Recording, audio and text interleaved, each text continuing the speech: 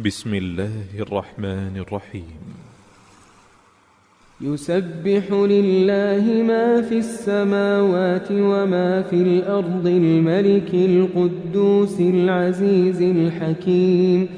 هو الذي بعث في الأميين رسولا منهم يتلو عليهم آياته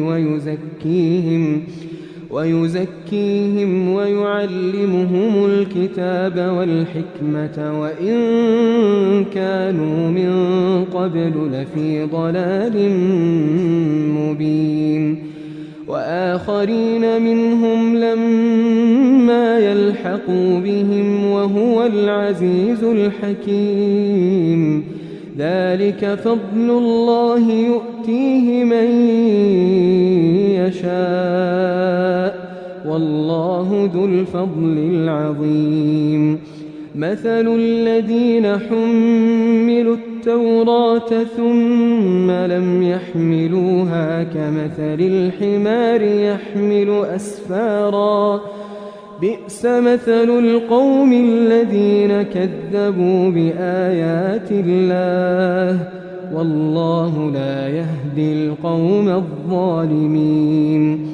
قل يا أيها الذين هادوا إن زعمتم أنكم أولياء لله من دون الناس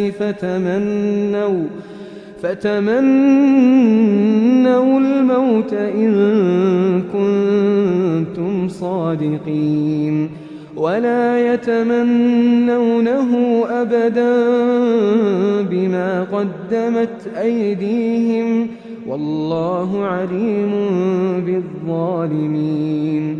قل إن الموت الذي تفرون منه فإنه ملاقيكم ثم تردون إلى عالم الغيب والشهادة فينبئكم بما كنتم تعملون.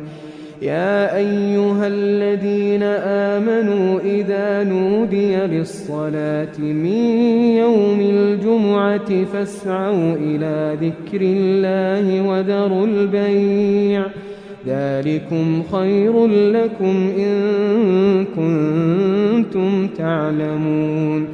فإذا قضيت الصلاة فانتشروا في الأرض وابتغوا من فضل الله واذكروا الله كثيرا لعلكم تفلحون. وإذا رأوا تجارة أو لهوا انفضوا إليها وتركوك قائما قل ما عند الله خير من اللهو ومن التجارة والله خير الرازقين.